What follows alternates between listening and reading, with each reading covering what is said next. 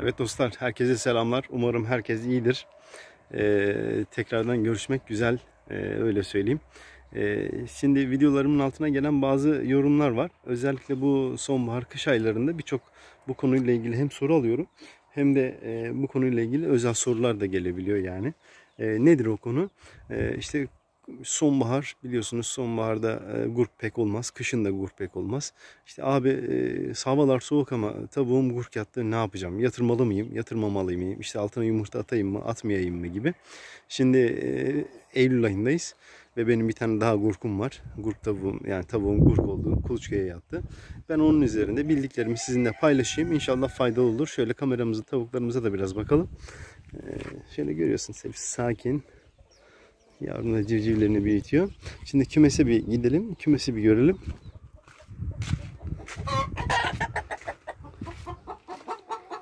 Ah kızım benim, yumurta mı yapacaksın sen? Evet dostlar. Hadi. Şurada gördüğünüz benim gurk tavuğu.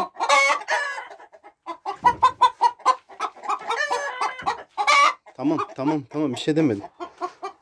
Şöyle dışarı çıkalım, arkadaşı rahatsız etmeyelim. Şimdi dostlar, sonbaharda Eylül ayındayız ve tavuğumuz gurk düştü. Bunun 20 gün gurk mevsimi var. Yani Ekim ayına, Ekim'in ortasına denk gelecek. Civcivlerin çıkması, Allah izin verirse çıkarsa. Civcivler çıktıktan sonra da büyümeleri neredeyse aralığı bulacak. Yani soğuk ayları bulacak. Evet. Soğuk aylarda, yani kışın civciv çıkarması, yani tavuklarımızın kuluçkaya yatması aslında biraz riskli. Risk de şundan kaynaklanıyor dostlar. Tabii ki de kışın tavuk kuluçkaya yatıyorsa ben hiç yatırmamazlık etmedim şimdiye kadar. 3 tane de olsa, 5 tane de olsa tavuğun annelik duygusu geldiyse eğer onu tatmasına ben engel olmadım. Her zaman yumurta atmışımdır. Kışın ortasında da yatırmışımdır. Bu konuda herhangi bir problem yok dostlar. Yani tavuk kışın da kuluçkaya yatar, yazın da kuluçkaya yatar, sonbaharda da ilkbaharda da her mevsimde kuluçkaya yatma ihtimali var tavukların. Burada dikkat etmemiz gereken, bizim dikkat etmemiz gereken birkaç tane husus var. Yazdaki gibi civciv büyütmesi tavuğun kışın kolay değil. Yani civciv çıkarmasında herhangi bir problem yok. Tavuk yumurtanın üzerinde yatacaktır. Kendi sıcaklığını ayarlayacaktır. Civcivlerini çıkaracaktır. Burada bizim üzerimize düşen kışın biraz daha fazla yük oluyor, öyle söyleyeyim. Çünkü yaz ayında havalar sıcak olduğu için birincisi mesela tavuk yumurtanın üzerinden kalkıyor, biliyorsunuz, kendi ihtiyaçlarını gidermek anlamında. Bazen uzun süreler kalabiliyor. Yaz aylarında bu problem teşkil etmez iken kışın bu problemdir. Neden? Çünkü yumurtanın üzerinden kalkınca yumurta çok ciddi bir şekilde, hemen hızlı bir şekilde soğumaya başlayacaktır. Soğuyacağı için de yumurtanın üzerinden çok uzun süreli kalkmaması lazım. Kışın, özellikle soğuk havalarda, sonbaharda buna dahil edebiliriz. Eğer yumurtanın üzerinden uzun süreli kalkar ise eğer, yumurta soğuyacaktır ve içindeki civcivleri öldürecektir dostlar. O sebeple bizim birinci dikkat etmemiz gereken kuluçkaya yatan gurk tavuğumuzun yumurtanın üzerinden kalkma sürelerini kısa tutmasını sağlamak. Eğer bunu tavuk ayarlıyorsa problem yok. Ama eğer ayarlayamıyorsa, çok uzun süreler bu dışarıda kalıyorsa dostlar, bunu tavuğun yerine tekrardan yatmasını birinci olarak bizim sağlamamız lazım. Evet, diyelim ki bunu yaptık, başardık ve tavuklarımız şöyle, ve tavuğumuz civcivlerini çıkardı. Şimdi civcivler çıktığında biliyorsunuz belli bir sıcaklık derecesine ihtiyaçları oluyor. Tavuk bunu eğer dışarıda uzun süreler civcivlerini tutacak ise eğer, minik civcivlerin özellikle soğuğa dayanıklılığı çok az oluyor ve ölüm çok fazla oluyor. O sebeple eğer sağlayabiliyorsak sıcak bir mekan, kapalı bir mekan civcivler için ideal olacaktır. Eğer sağlayamıyor isek dostlar, yani çok fazla dışarıda dolanmasını engelleyecek böyle biraz dar bir alanda besleyebilirsek o civcivler için daha hayırlı olur. Yani burada ikinci bir önemli husus, dış mekanın sıcaklığı.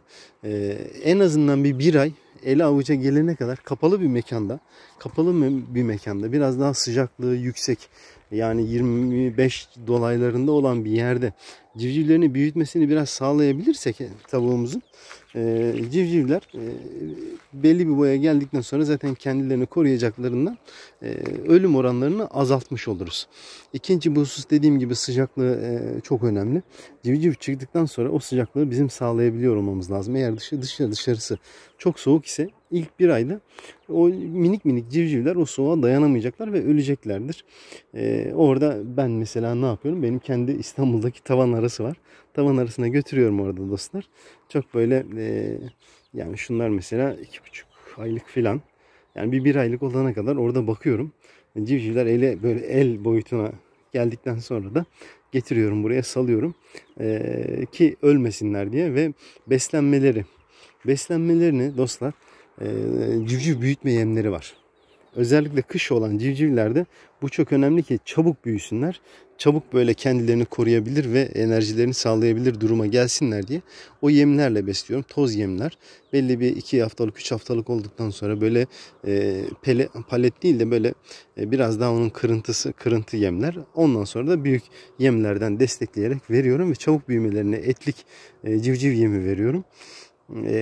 Onlardan vererek biraz daha hızlı büyümelerini sağlıyorum ki kendilerini hem enerjilerini sağlasınlar hem de koruyabilsinler diye. Bu kış çıkan civcivler açısından çok önemli. Üçüncü bir husus arkadaşlar, dışarıda biliyorsunuz kışın çok fazla yağmur oluyor. Eğer dediğimiz gibi bir kapalı bir yeriniz yoksa, onları korunaklı bir alanınız yoksa işiniz zor. Çünkü ıslanırlarsa, anne de biraz sorumsuzsa, ıslanırlarsa veya çok üşürlerse ciddi ölüyorlar dostlar. Çünkü birkaç defa benim başıma geldi. Hatta aslında çok da soğuk değil de Haziran ayında filandık. Ama Haziran ayında bu sene biliyorsunuz biraz yağmur ve serin hava oldu. Burada şu küçük kümeslerde mesela bir tanesi dışarıda kalmıştı. Ölüyordu neredeyse yani. Annesinin altına attık, ısıttık, kuruttuk falan. Öyle hayata çevirdik. O sebeple de dediğim gibi ıslanmalarını engellemeniz lazım. En azından üstü kapalı sığınacakları bir yer ve sizin gözetiminizde olan bir yer olursa problem yok.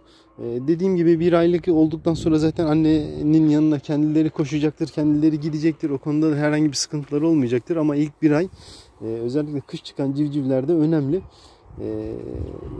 Bir aydan sonra civciv zaten annesinin peşini istese de bırakmaz. Yani annesi istese de bırakmaz. O yönüyle de kış civcivi bakımı biraz zor dostlar. Onun haricinde işte çıkarır mı çıkarmaz mı o şeylere hiç girmenin bir anlamı yok. Tavuğun altına eğer sağlıklı bir yumurta attıysanız, annenin kalkış sürelerini ve soğumasını falan da engellediyseniz eğer, o tavuk civciv çıkaracaktır. İster yaz olsun ister kış olsun fark etmez. Yani civciv çıkarmada bir problem yok. Civcivin bakımında problem var dostlar. O bakıma da siz dikkat edeceksiniz. Dediğim gibi sıcaklığına, dış mekanın sıcaklığına dikkat edeceksiniz. Civcivin ıslanmasını, çok üşümesini engellemeye çalışacaksınız. Yemini iyi vereceksiniz, güzel besleyeceksiniz. Yani işte imkanınız varsa solucan verin, yani bayılırlar. Proteine, ete bayılırlar. Güzel yemlerle besleyeceksiniz.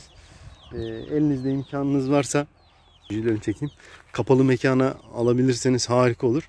Bir aya kadar böyle güzel besledikten sonra da el avuca geldikten sonra salacaksınız civcivinizi ve hiçbir şey olmayacak. Soran dostlara inşallah yanıt olmuştur. Gene kafanıza takılan, yanıtlayabileceğim bildiğim bir şeyse yanıtlamaktan memnuniyet duyarım. Yorum kısmına yazabilirsiniz. Hepinizi çok seviyoruz. Hepiniz Allah'a emanet olun. Kendinize iyi bakın inşallah dostlar.